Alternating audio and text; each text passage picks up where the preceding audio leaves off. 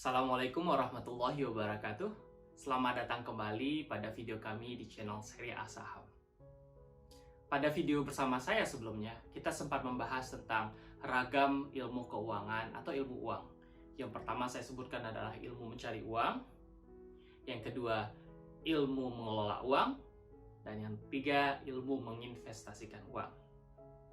Nah, pada video kali ini, kita akan membahas tentang ilmu mencari uang.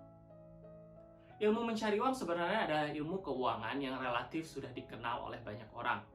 Hal ini sudah ditanamkan pada banyak orang sejak kita masih kecil. Kita bekerja untuk mencari uang atau mungkin kita belajar mengenyam pendidikan dari kecil hingga besar untuk mendapatkan pekerjaan atau untuk mencapai sebuah profesi, kemudian dengan itu mendapatkan uang dan lain sebagainya. Jadi sebenarnya ilmu mencari uang ini sudah jamak dan ragam dibicarakan dalam berbagai konteks. Namun demikian, kami merasa masih ada pemikiran-pemikiran yang relatif membatasi tentang bagaimana sebenarnya ilmu mencari uang ini.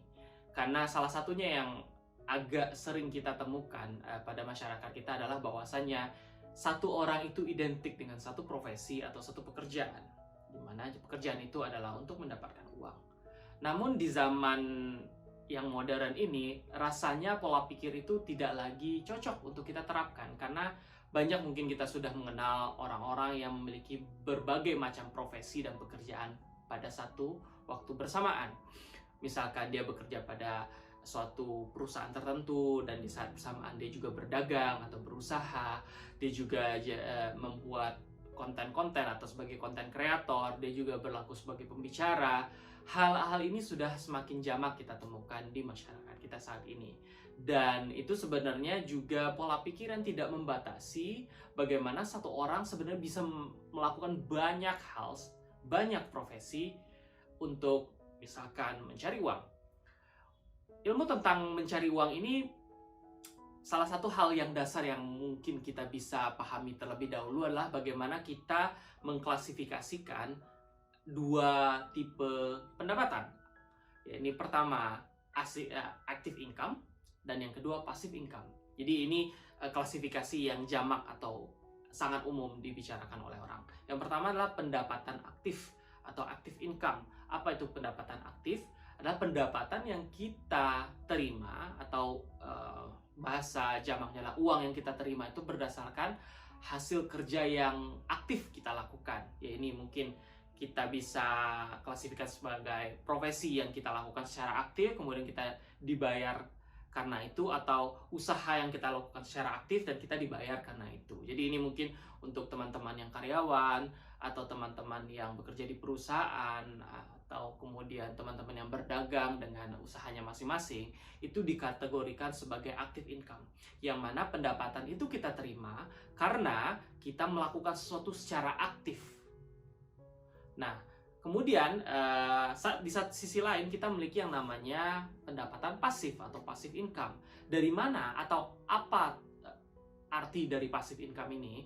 Karena kebanyakan orang juga banyak interpretasi terkait passive income, namun salah satunya adalah pendapatan yang kita dapatkan tanpa harus mengeluarkan usaha aktif. Jadi secara sederhana kita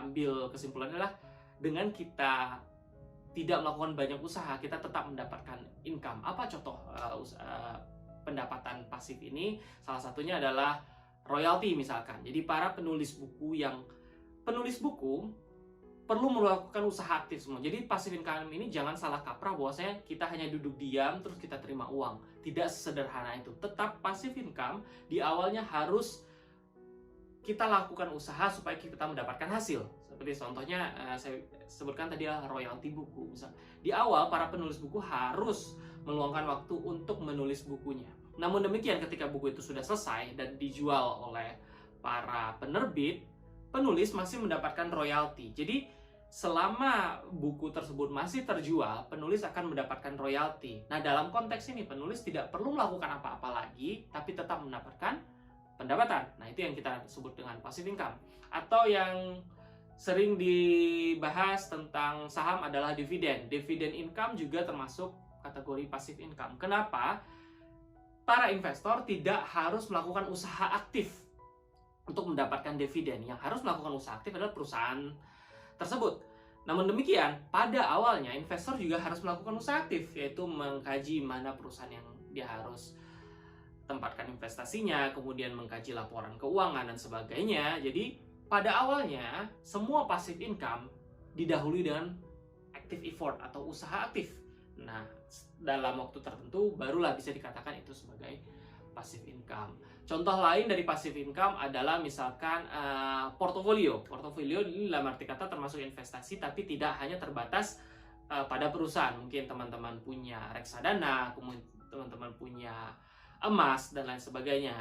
Itu jikalau sudah mendapatkan profit atau capital gain, teman-teman ambil profitnya tersebut, itu bisa dikatakan sebagai passive income. Nah, kesimpulannya ada berbagai macam jenis pendapatan yang bisa kita usahakan. Jadi poin kami di sini adalah jangan membatasi diri teman-teman untuk terjebak atau terkungkung dalam pola pikir bahwasanya satu orang sama dengan satu profesi atau satu orang sama dengan satu macam pendapatan. Tidak selalu demikian. Bahkan belakangan kita banyak temukan bahwasanya satu orang bisa mendapatkan banyak macam pendapatan. Nah, pola pikir inilah yang harus kita coba adaptasi supaya kita tidak terjebak dalam keterbatasan tertentu.